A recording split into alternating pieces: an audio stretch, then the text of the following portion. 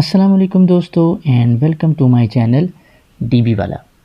दोस्तों आज मैं आपको एसक्यूएल में टेबल के बारे में बताऊंगा।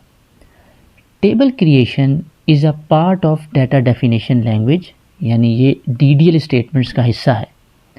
दोस्तों टेबल जो है वो हमारी डेटाबेस का सबसे इम्पॉर्टेंट पार्ट होता है। इसके बगैर डेटाबेस इनकम्प्लीट है। ये डेटाबेस में बेसिक यूनिट ऑफ स्टोरेज होता है और ये कॉलम्स और रोज़ पर मुश्तमिल होता है। डेटाबेस में सारे का सारा डाटा टेबल्स में ही स्टोर होता है। टेबल के बारे में जो सबसे अच्छी बात है वो ये है कि ये किसी भी वक्त क्रिएट किए जा सकते हैं। इवन लाइव डेटाबेसेस में भी जब यूज़र्स हमारी डेटाबेस के साथ कनेक्ट हुए होते हैं और उस पर ट्रांजैक्शन और ऑपरेशंस परफॉर्म कर रहे होते हैं, हम रन टाइम के ऊपर भी डेटाबेस में जाके टेबल्स को क्रिएट कर सकते हैं। दोस्तों ये कॉलम्स और रोज़ की बेस पे मुश्तमिल होते हैं। कॉलम्स जो हम क्रिएट करते हैं उन कॉलम्स के अंदर रोज़ यानी डाटा जो है वो उनमें स्टोर हो रहा होता है।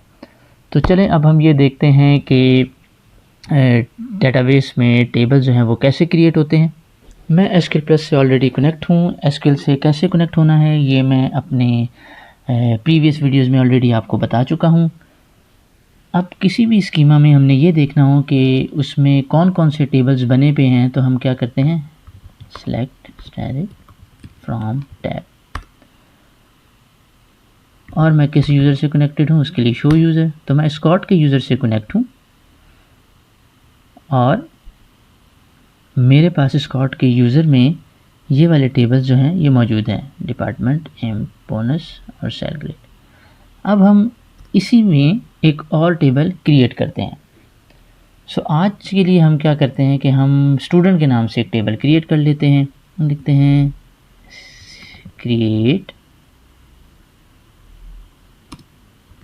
Table student. ये क्रिएट टेबल का सिंटैक्स है। हमने लिखा क्रिएट, क्रिएट के बाद टेबल, टेबल के बाद टेबल का नाम जो कि हमने स्टूडेंट रखा। एंटर प्रेस कर लेते हैं फॉर बेटर अंडरस्टैंडिंग और हम ब्रैकेट लगाते हैं। अब हम यहाँ पे कॉलम लिखेंगे, तो हम कॉलम क्रिएट कर लेते हैं student_name। उसके बाद उसकी डाटा टाइप कि इस कॉलम में किस टाइप का डाटा स्टोर होगा, varchar2 उसकी डाटा टाइप कर लेते हैं और उसके बाद उसकी लेंथ दे देते हैं। सो लेंथ जो है वो हम 50 कैरेक्टर्स कर देते हैं। नेक्स्ट कॉलम हम इसमें क्रिएट कर देते हैं student का फादर नेम, एफ नेम, और इसको भी varchar2 और इसकी लेंथ भी हम 50 रख देते हैं। उसके बाद हम स्टूडेंट से रिलेटेड और मज़ीद कॉलम्स क्रिएट कर लेते हैं। DOB डेट ऑफ बर्थ, इसकी डाटा टाइप हम डेट कर लेते हैं। उसके बाद स्टूडेंट का रोल नंबर, इसकी टाइप हम नंबर कर लेते हैं। उसके बाद हम एक और क्रिएट कर लेते हैं स्टूडेंट जेंडर और इसकी टाइप हम 6 कर देते हैं। ब्रैकेट को हम क्लोज़ करते हैं, यानी ये वाली जो ब्रैकेट हमने स्टार्ट में लगाई थी ये, इसको हमने यहाँ क्लोज़ किया, टर्मिनेटर का साइन, और हमने एंटर प्रेस किया। अब उसने मुझे एरर दिया है कि ये इनवैलिड डाटा टाइप। आपने देखा होगा कि जो मैंने जेंडर का कॉलम क्रिएट किया है उसके साथ मैंने उसकी डाटा टाइप नहीं दी। तो अब हम क्या करते हैं, एडिटर में चले जाते हैं ED प्रेस करके और हम स्टूडेंट जेंडर में varchar2 करते हैं, 6 करते हैं, इसको सेव करते हैं और दैट्स इट, हमें मैसेज आ गया टेबल क्रिएटेड। अब हम देखते हैं टेबल बना है कि नहीं बना, तो हम ये देखते हैं सेलेक्ट स्टैटिक फ्रॉम टैब,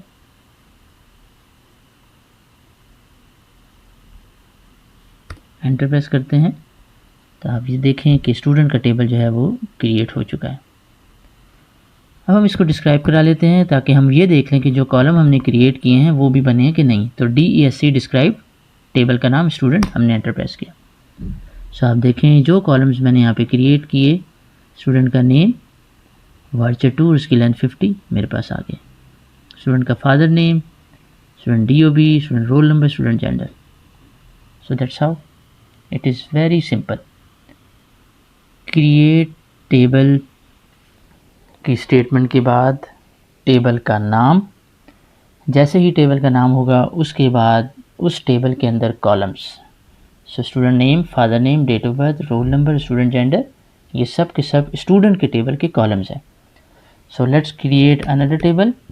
अब हम क्रिएट करते हैं टेबल, CREAT, क्रिएट टेबल, और हम कह देते हैं कि स्टूडेंट की डिग्री, यानी किन डिग्रीज़ में वो पढ़ेगा, हम डिग्रीज़ का एक अलग से टेबल क्रिएट कर लेते हैं। हम एंटर प्रेस करते हैं और हम कॉलम क्रिएट कर देते हैं डिग्री अंडरस्कोर नेम वार्चर 2, और हम कहते हैं इसकी लेंथ 50। हम यहाँ कहते हैं डिग्री का कोई डिपार्टमेंट होगा या कोई फैकल्टी होगी, वार्चर 2, और इसको भी हम कह देते हैं 50, और हम कह देते हैं कि इस डिग्री का कोई ना कोई नंबर होगा जिसको हम नंबर कहते हैं, और हम इसको क्लोज करते हैं और हम टर्मिनेटर का साइन डाल के करते हैं और टेबल क्रिएट। हम इस टेबल को डिस्क्राइब कर लेते हैं, DSTUDENT स्टूडेंट अंडरस्कोर डिग्री। सो ये देखें हमारे पास टेबल जो है वो क्रिएट हो गई। दोस्तों, टेबल क्रिएट करने में आपको कुछ बातों का ध्यान रखना बहुत ज़रूरी है। एक तो यह है कि जिस टाइम पे आप टेबल को क्रिएट कर रहे हों तो ओरेकल एसक्यूएल में टेबल का जो नाम है वो किसी अल्फ़ाबेट से शुरू होगा, ABC, किसी अल्फ़ाबेट से उसका नाम शुरू होगा। ओरेकल एसक्यूएल में टेबल की जो लेंथ है, यानी टेबल के नेम की जो लेंथ है वो 30 करैक्टर से ज़्यादा नहीं हो सकती। सो फॉर एग्जांपल अगर मैं टेबल क्रिएट करूं, create table student underscore special underscore student underscore degree underscore study, और मैं नीचे जाता हूं और मैं यहाँ पे कॉलम क्रिएट कर देता हूं स्पेशल अंडरस्कोर स्टूडेंट, और इसकी मैं डेटा टाइप रख देता हूँ वार्चर 250। So now it will give me an error कि आइडेंटिफायर इज़ टू लॉन्ग, यानी टेबल का जो नेम है वो 30 करैक्टर से ज़्यादा ओरेकल एसक्यूएल में नहीं हो सकता। सो दोस्तों, टेबल जो है वो केस सेंसिटिव नहीं होता। आप लोअर केस के साथ, अपर केस के साथ इसको अपनी क्यूरीज़ में यूज़ कर सकते हैं। जब आप टेबल को क्रिएट करते हैं तो बाय डिफ़ॉल्ट जो है वो उसको अपर केस में उसको क्रिएट करता है। तो जैसे आपने देखा कि मैंने यहाँ पे टेबल का नाम स्टूडेंट डिग्री जो है वो लोअर केस में रखा, बट जब वो उसको क्रिएट करने लगा तो उसने क्रिएट करने के बाद उसे अपर केस में रखा। सो अब हम सिलेक्ट डायरेक्ट फ्रॉम टैब करेंगे तो you can see all are in upper cases, और ये सब की टाइप जो है वो टेबल है। So that's it fellows. I hope कि मेरी ये वीडियो भी बाकी तमाम वीडियो की तरह आपके लिए बहुत हेल्पफुल साबित होगी और आप इस वीडियो को देखते हुए, इस वीडियो को यूज़ करते हुए बड़ी आसानी से टेबल जो हैं वो क्रिएट कर लेंगे। So thank you and do comments.